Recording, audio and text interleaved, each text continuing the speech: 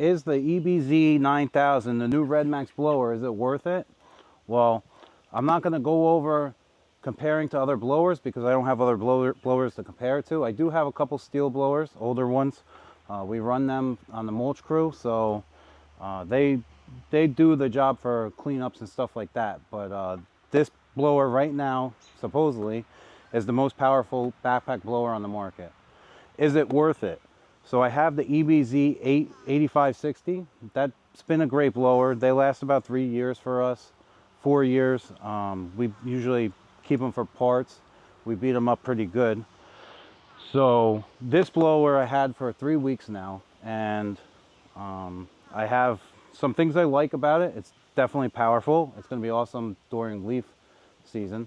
But I don't know. There's a couple things I don't like about it also. So I'm just going to try and give you guys some ideas what I don't like, do like, and stuff like that. And maybe it'll help you decide if you're going to spend $800 on a backpack blower. 800 bucks. It seems a little steep for a backpack blower. The fuel tank looks a little smaller, but it actually is quite bigger. When you fill it up, you definitely feel it on your back. It's definitely heavy when it's full of fuel. For the lawns right now, we've been using it for about 3 weeks. We cut 130 lawns a week.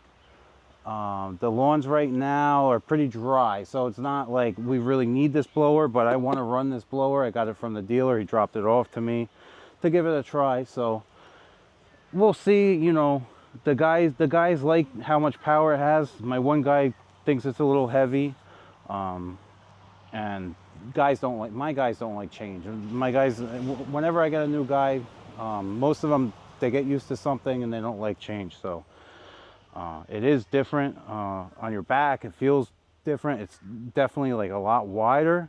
And the biggest complaint I see from a couple other posts is the tube is a lot heavier. So to start it, what you got to do is there's a start button. You push it in and you got to prime it 10 times. It says 10 times. That's a lot of priming. 4, 5, 6, 7, 8, 9, 10. And then it's a little start feature. You got to put the throttle up to match it here, and then you pull on it. Here I am making a video about the blower, and I didn't put gas in it, and the guys ran it out of gas on Friday, yesterday, when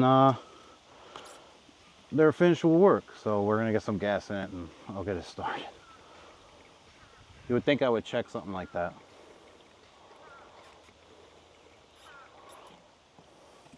All right, got enough gas in it for now.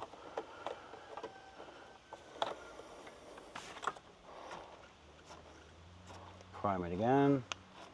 So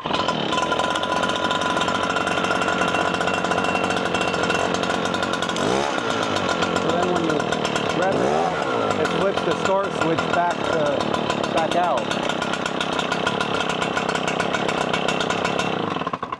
So the first thing I don't like about the blower is this tube. You can see right now, you can see how it kinks like that. So when you hang it in a trailer or whatever you got to do, the tube's always kinking. It's very thin. So I feel like that's definitely going to be a problem.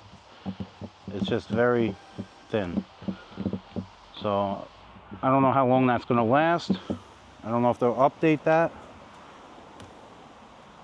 That's the first thing I don't like about it. I do love the power. I mean, it has power. This thing's going to be great once leaf season starts. So I do like the shoulder straps.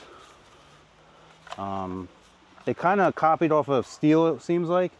Even with the handle on the tube, it looks like they copied off of steel. I don't know, you know, Husqvarna owns Red Max, so Husqvarna's obviously the same, and they'll probably come out with their own. Well, the same thing, but orange. But this blower is a lot, not a lot, but it is heavier, and it smokes just as much as the 8560. It's got a big filter. The fuel tank looks small, but it's pretty big. Other than that, it's electronic, so I'm sure when you bring it to the dealer, they can plug it in and see how many times you started it, how many hours you ran it for. I'm pretty sure it's going to have all that stuff, which I'm not a fan of. Can't really work on it unless you have a computer. So I'm going to blow a little bit with it, let you guys see. And yeah, this is the new EBZ 9000. So I don't know, do you guys think it's going to be worth $900 or $800? The 8560 is probably about $540 when they do the rebate, give or take, you know, the deal you're at, stuff like that. So for lawn maintenance, if the grass isn't long and you're not blowing out lawns, I think that blower is more than enough. But for leaf cleanups, especially if we get rain and stuff like that, wet leaves, I think this blower is going to just kill it. I think this blower is going to be great. So I'm going to use it a little bit, let you guys see it, and you guys can decide. Like I said, I'm not going to compare it to other blowers. Red Max is my brand for weed whackers and blowers. I use steel trimmers. Chainsaws, I use steel. I do have a Husqvarna chainsaw also. So, all right, let's try it out and see what you guys think.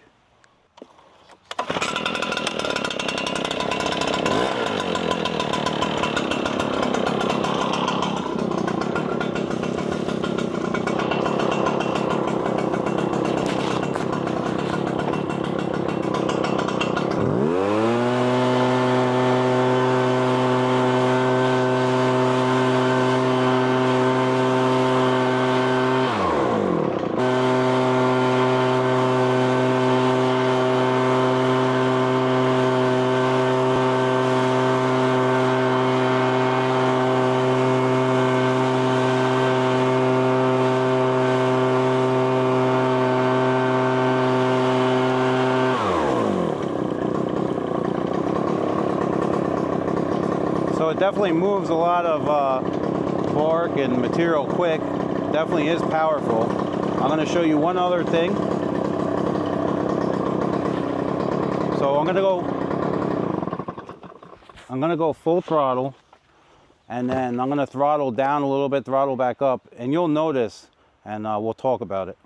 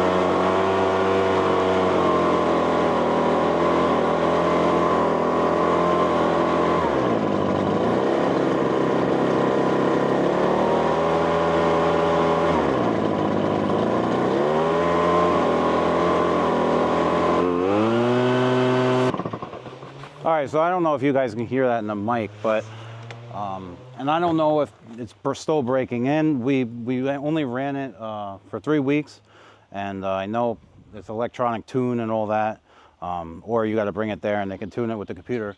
But if you run it at like a quarter throttle, it's like, it sounds silly. I notice it with the guys using it.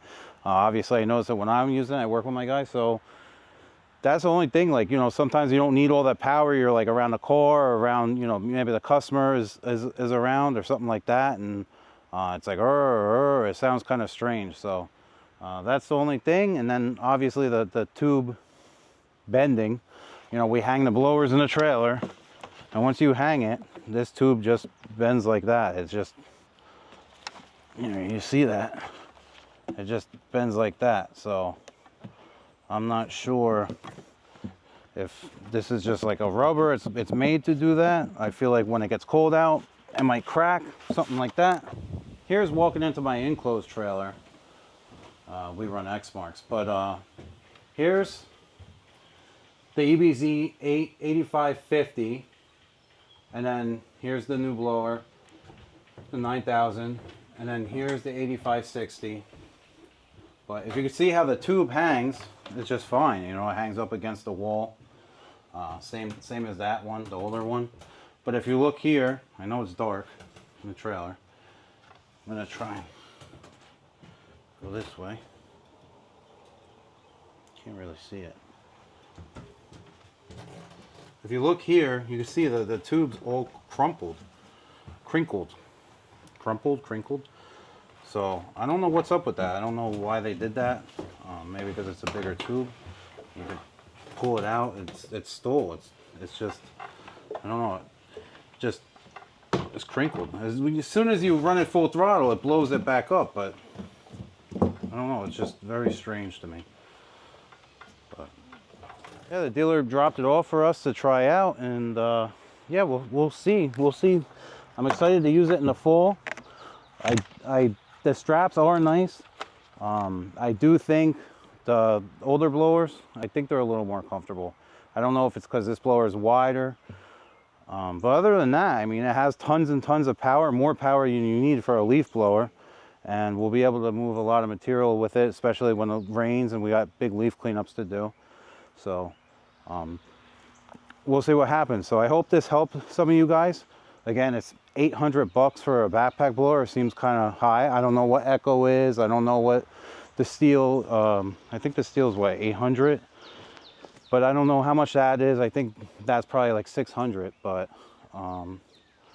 yeah, we'll see in the future. I guess we're gonna have a lot of videos coming out, comparison, power, and stuff like that.